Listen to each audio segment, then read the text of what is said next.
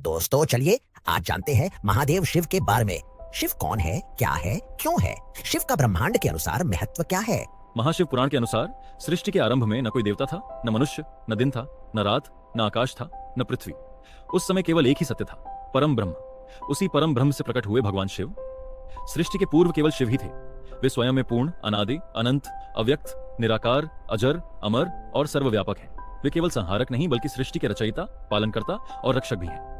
शिव ही वह परम तत्व हैं जिनसे ब्रह्मा, विष्णु और महेश की उत्पत्ति हुई। ब्रह्मा सृष्टि का निर्माण करते हैं, विष्णु उसका पालन करते हैं और महेश अर्थात शिव स्वयं सृष्टि का संहार करते हैं ताकि नई सृष्टि पुनः जन्म ले सके।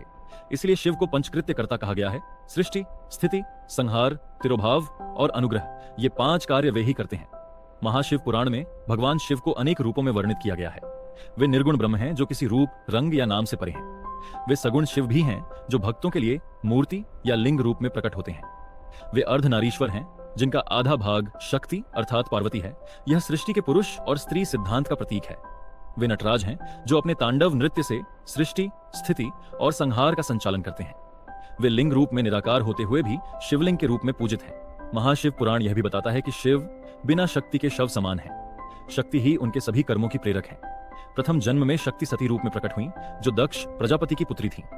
जब दक्ष ने शिव का अपमान किया तब सती ने योगाग्नि में स्वयं को भस्म कर दिया। उसी शक्ति ने दूसरे जन्म में पार्वती रूप में हिमवान की पुत्री बनकर जन्म लिया और कठोर तपस्या के बाद शिव को पुनः पति रूप में प्राप्त किया। कैलाश पर्वत पर उनका विवाह देवताओं और ऋषियों की उपस्थिति में हुआ, जो महाशिव पुराण का एक अत्यंत पवित्र प्रसंग माना गया है। शिव और पार्वती के 2 पुत्र हुए, कार्तिकेय जो देवसेना के सेनापति बने और गणेश जो विघ्नहर्ता और प्रथम पूज्य देवता हैं। उनके पारिवारिक प्रसंगों में प्रेम, ज्ञान और हास्य के अनेक सुंदर उदाहरण मिलते हैं। शिव का तांडव केवल विनाश का प्रतीक नहीं बल्कि सृष्टि के पुनर्जन्म का भी संकेत है। जब संसार में अधर्म बढ़ता है और देवता संकट में पड़ते हैं तब महादेव रुद्र रूप धारण कर सृष्टि का शोधन करते हैं। उन्होंने त्रिपुरासुर का वध किया, कामदेव को भस्म किया जब उसने उनका ध्यान भंग करने का प्रयास किया, अंधकासुर, जालंधर, गजासुर और अन्य राक्षसों का भी संहार किया। यहां तक कि उन्होंने स्वयं काल को भी पराजित किया। इसलिए उन्हें महाकाल, रुद्र और भैरव कहा गया। महाशिव पुराण केवल कथा नहीं बल्कि एक गहन दर्शन है। यह कहता है कि जो शिव को जान लेता है वह स्वयं को जान लेता है। शिव का आचरण हमें जीवन के गहरे सत्य सिखाता है। वे भस्म लगाते हैं जो मृत्यु की अनिवार्यता और अहंकार के नाश का प्रतीक है। वे गले में सर्प धारण करते हैं जो भय पर नियंत्रण का संकेत है।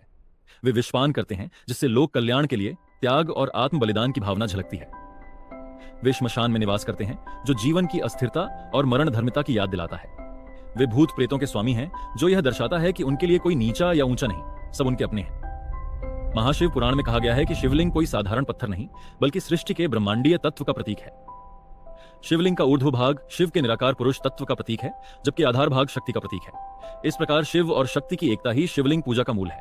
महाशिव पुराण में शिव के 28 अवतारों का वर्णन मिलता है, जैसे ऋषभ, वीरभद्र, नंदी, भैरव, अश्वत्थामा, हनुमान और दुर्वासा। प्रत्येक अवतार का उद्देश्य धर्म की रक्षा, अधर्म का नाश और भक्तों की सहायता करना है। अंततः शिव पुराण का मुख्य संदेश यही है कि शिव भक्ति ही मोक्ष का मार्ग है। जो व्यक्ति एयम नमः शिवाय का जप करता है, सत्य, संयम और करुणा से जीवन जीता है, वह जन्म मृत्यु के चक्र से मुक्त हो जाता है। भगवान शिव का चरित्र केवल एक देवता का नहीं बल्कि संपूर्ण ब्रह्मांड के संचालन का प्रतीक है। जहां विनाश भी सृजन है, मौन भी वाणी है और त्याग ही आनंद है।